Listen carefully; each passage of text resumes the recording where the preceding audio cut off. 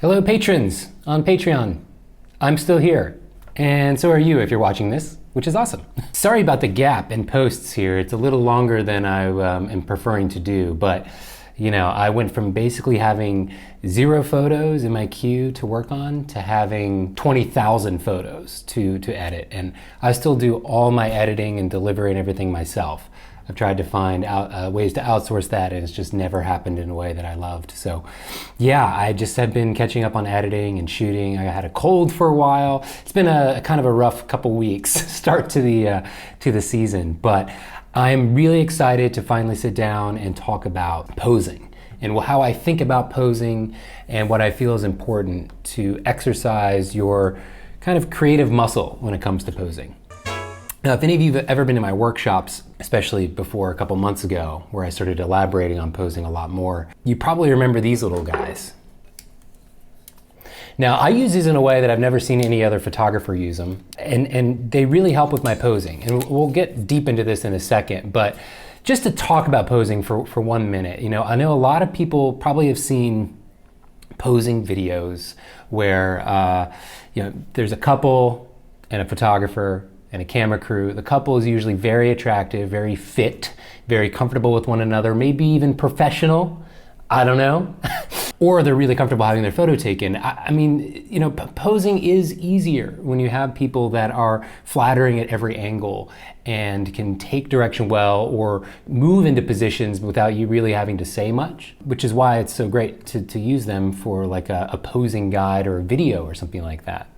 But that's just not reality when it comes to most couples. Most couples stand very rigid, or you know, we'll hold hands hopefully, or we'll get close, but oftentimes there's this like resistance to them really getting close and touching heads and being more candid in their interaction. You know, there are certain tools you can use. Yeah, you can watch videos as a photographer and see how other photographers set couples up and everything, but oftentimes it's not realistic. You know, the video or the guide is just edited together in a way that really highlights the shots where everything came together and kind of gets rid of everything else. And you know, that's fine. And I'm sure you can learn a lot of things through those sorts of guides. But oh, and the other thing that is making a comeback, because this was a big deal about 8 or 10 years ago, are these cue cards. I don't remember, I think the thing I keep seeing on Instagram ads right now is show me your you,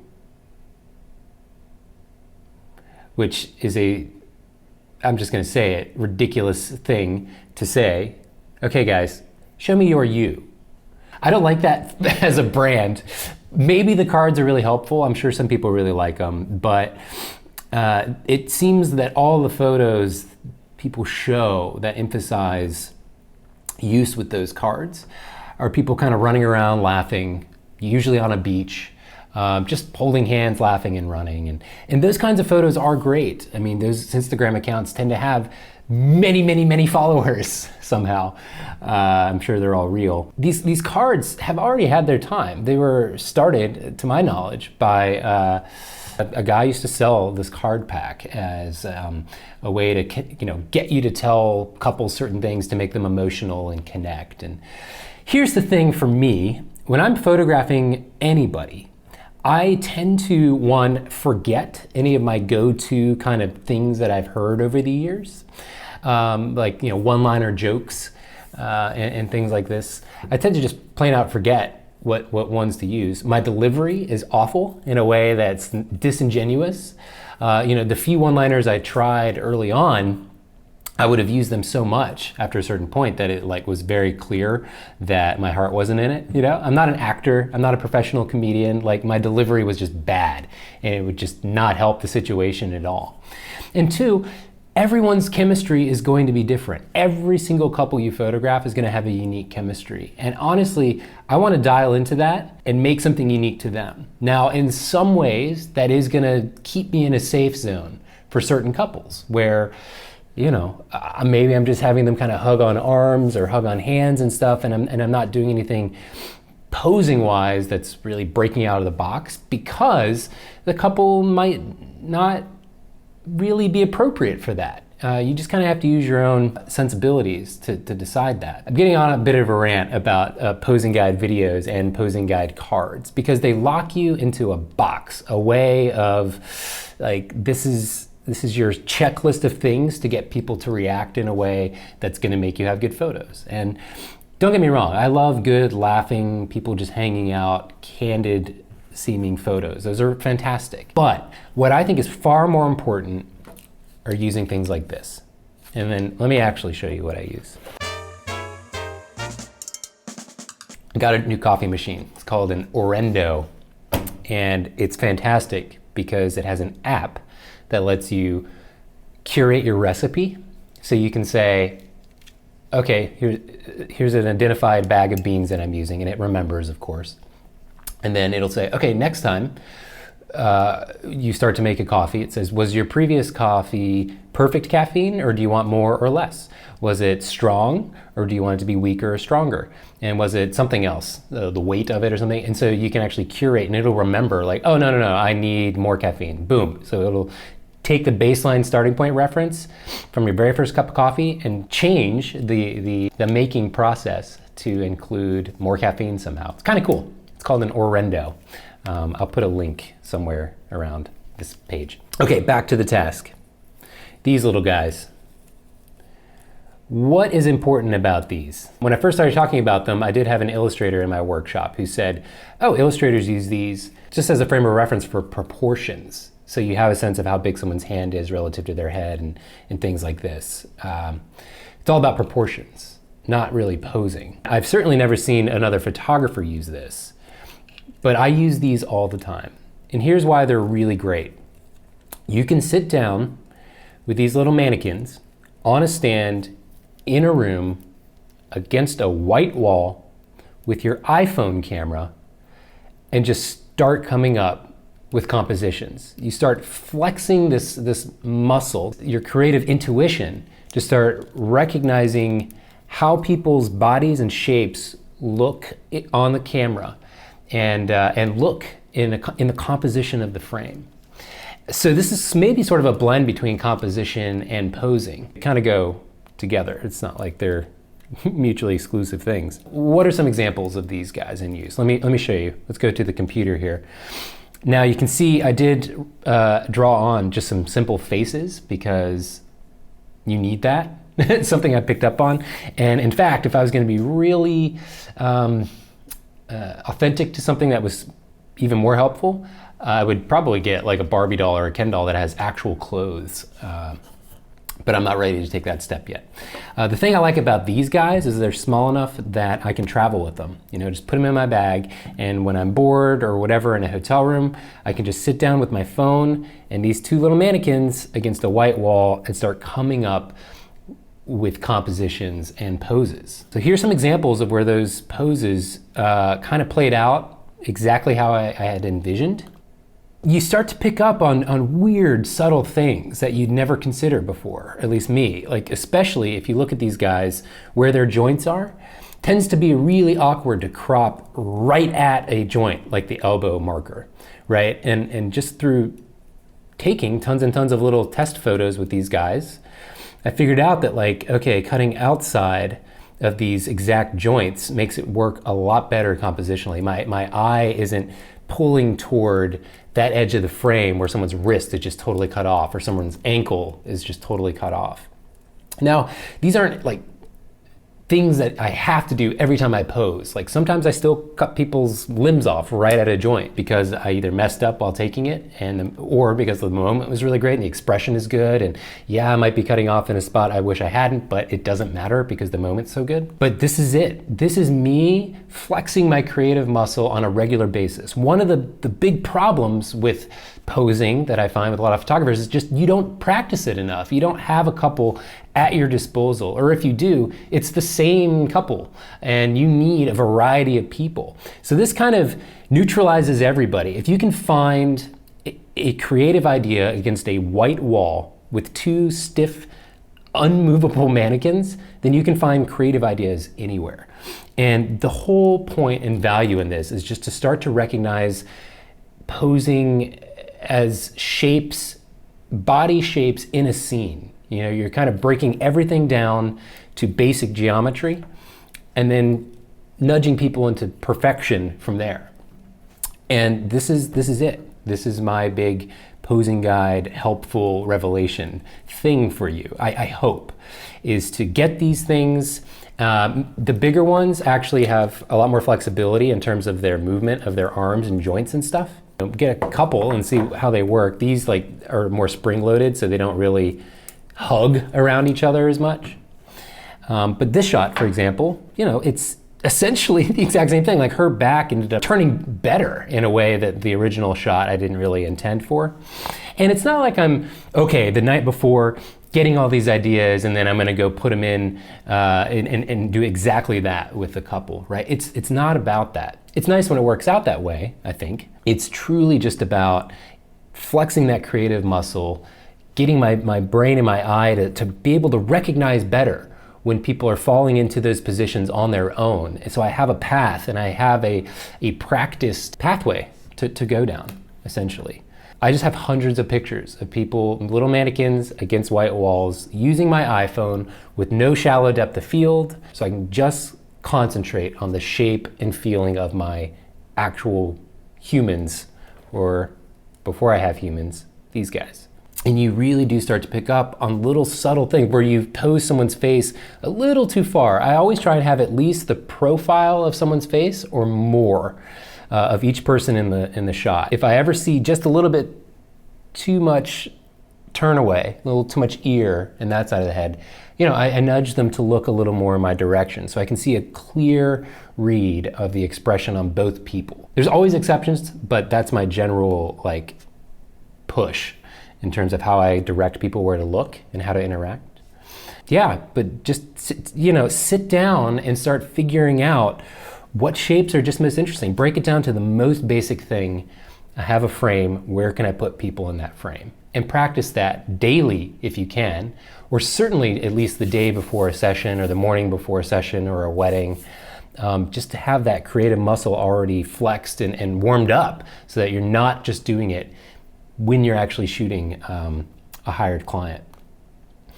Anyway, you can also use this for group shots, but it's a little trickier, right? Because not everybody's the exact same size and height, and I do wish they made these at different heights, and you can take them off the stand and, you know, make life a little more difficult for yourself. But with group shots, it is even more about just kind of planting the seed of the idea in your head. Maybe try aligning everybody with the concept that you have, and then letting the personalities of the people you're photographing, the circumstances of your environment, let that define the actual shot. You know, don't hold on too much to this really great idea that you think you have, because you're gonna be missing what's unfolding in front of you. And one of the things I do when I'm shooting people is, that's a weird phrase to say, but when I'm shooting, one of the things that I tend to do is like when I ask somebody to stand over there, turn in toward him a little bit, and maybe they do it in a way I didn't anticipate, they go way too far or they go in the opposite direction, my brain is so good at like exercising with just looking at people's shapes in the composition that I'll just see immediately like, oh my God, this is way, way, way better. Do that more. And I'll say things like, oh, whoa, whoa, whoa, whoa, and get really excited. And it means I don't have to say like a canned list of checklisted responses or questions and cues to get people to do stuff. I'm just excited because I'm recognizing exactly something new that I didn't anticipate occurring. And I'm able to do that so much easier and faster because of just the practice of seeing shapes in a scene over and over and over again with my freaking iPhone and these stupid little wooden mannequins. So I am going to jump to another section of my workshop actually, where I talk about posing, just because there are a few things with the actual interaction of the couple that are good to keep in mind. So this is from a section of my workshop, straight out, and it's part of what I call the 5 L's, and it's the look section. So the 5 L's is sort of a deconstruction of my entire shooting process from beginning to end. And that's something I'll probably say for if I ever get to 1,000 patrons, sort of like the full, well-produced video of everything. But I just said how silly videos can be for posing. But that doesn't mean that there aren't valuable things that video can do for other sections of learning. But here it is, the look section, okay? Meeting with clients during client meetings and such, they tend to always say the same thing, like we love how candid and natural your couples look. And even just this Saturday past, I had a couple who was very nervous. They wrote me the morning of and said, hey, look, we're excited, but we're really nervous. And we hate being the center of attention. And when I met them, the woman didn't really say anything to me. She had her sunglasses on. She's really, small and unassuming, really sweet, but didn't say anything. Most of the time when I'm shooting a session, I'm talking about anything other than photography. The groom was a doctor, and he was talking about, like when we have to give people shots that hate shots, we tend to talk about anything other than the fact that they're about to get a shot. And I said, yep, that's exactly what I'm doing right now about photography and you being photographed. People love candid photos, but they have no idea what to do or where to sit. Here's an example of that. This is a session, I found this cool little corner with this interesting wall background. I said, yeah, guys, just sit over there and wait. And I tend to just have people wait until I'm completely committed to my framing before I give them any type of posing direction. But if I don't give any direction, people tend to just do this. They're really stiff, or there's just no real interest or guide for your eye to draw across the frame. It's just kind of like right at their feet, right? So even though people ask for candid stuff, I still make it very clear that I give as much direction as needed, and that's usually a lot of direction because none of my couples are professional models. They shouldn't know how they look together and how to interact or which arm to hold on to or any of that stuff. They won't know because they don't have the practice or the experience of doing it. Now, breaking it down to the most basic pose, right? Okay, just stand there and just look at each other, get close. That is a very boring kind of rectangular shape. One person's eyes to the other person's eyes, and you kind of look down at one person's elbow and then the other person's elbow. You constantly have to deconstruct things to its most basic geometry. Where's your eye tracing in this pose? And when people are just arms around waist looking at each other, it's just this rectangular box. It can work, but it's visually sort of boring. So I tend to only use that kind of stuff when something else in the frame is just very explosive, like a sky or a background or something with the lighting. But when you're really close with somebody, it's so important to break out of that. And the simplest thing you can do is keep all the body language the same, but break through this eye contact barrier people have.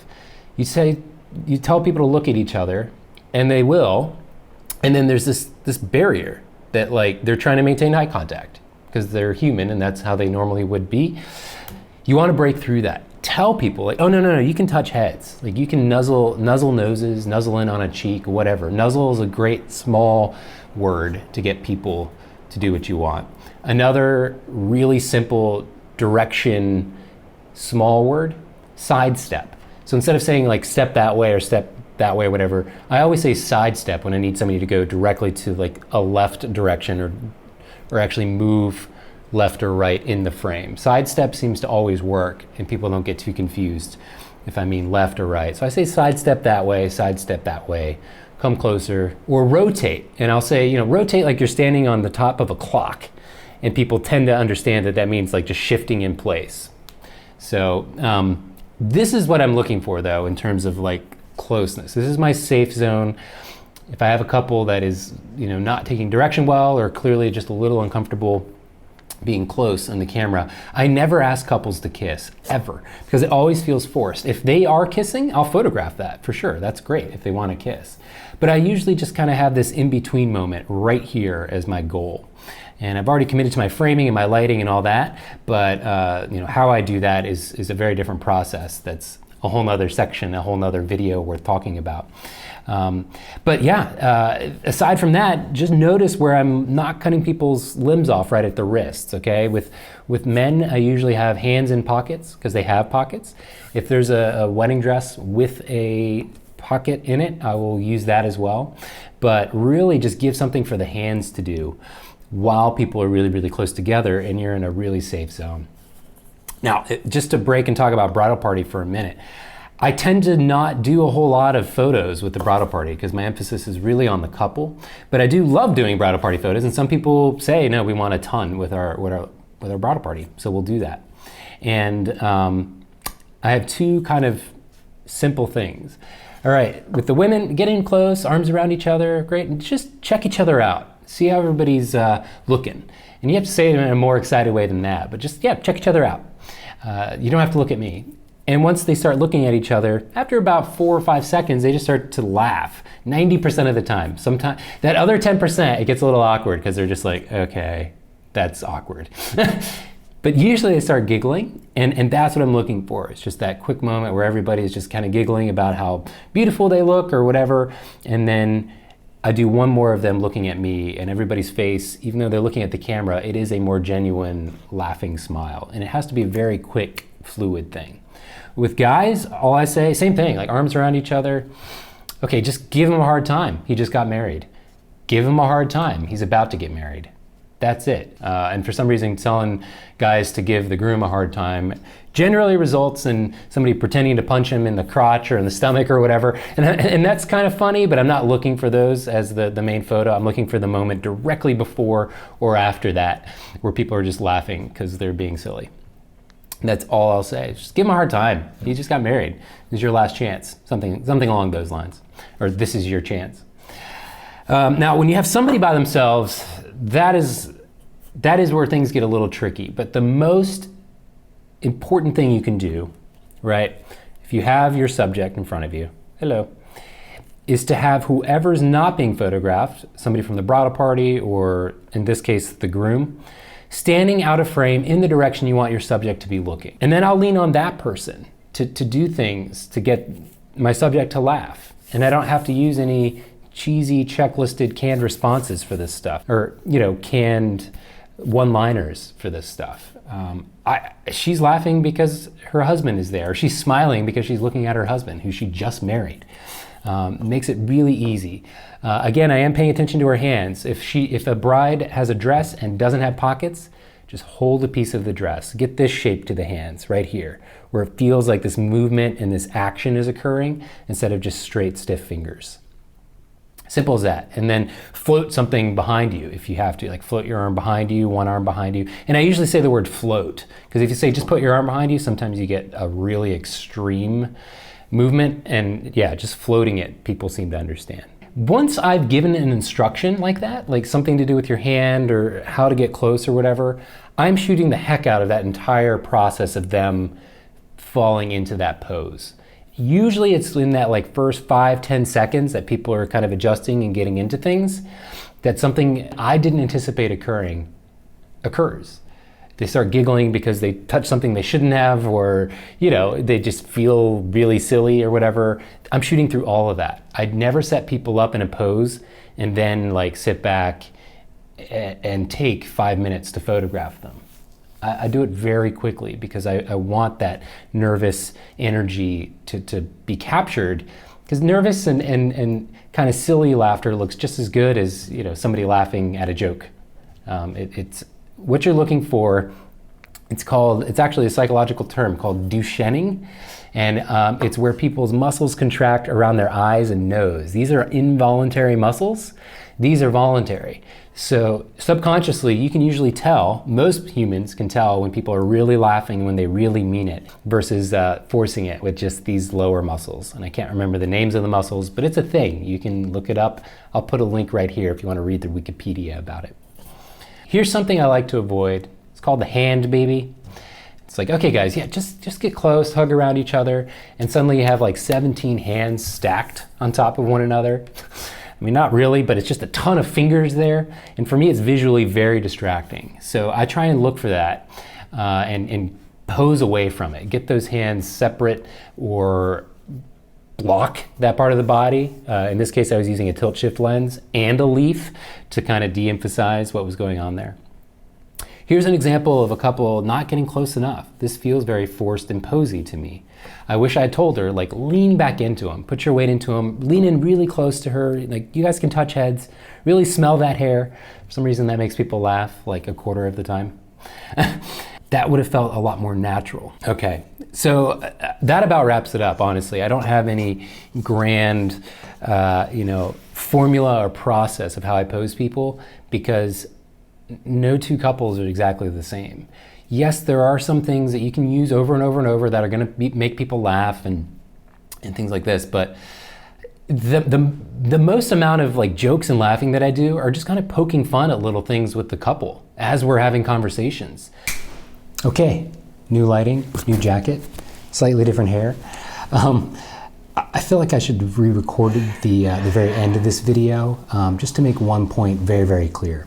The reason why I'm generally emphasizing that I don't like go-to posing cues or requests or lines, one-liners to give clients is even if they did work, it's a real quick way to stagnating for yourself. Anytime you have a reliable process or way of doing things kind of established, that is good because you need to have a sense of what you can do to deliver a product to your client, right? You can't just not perform one day and it be okay, but you need to balance that against keeping things new and fresh for yourself.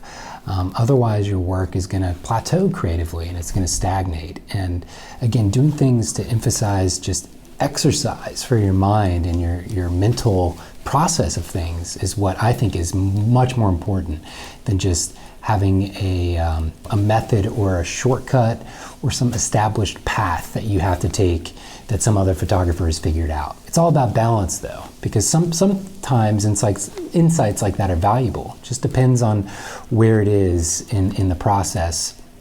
And for me, I shy away from anything that's too formulaic, if at all possible. That's not to say I don't, again, rely on being in a safe zone. For certain clients, just the chemistry isn't quite right. That happens a lot.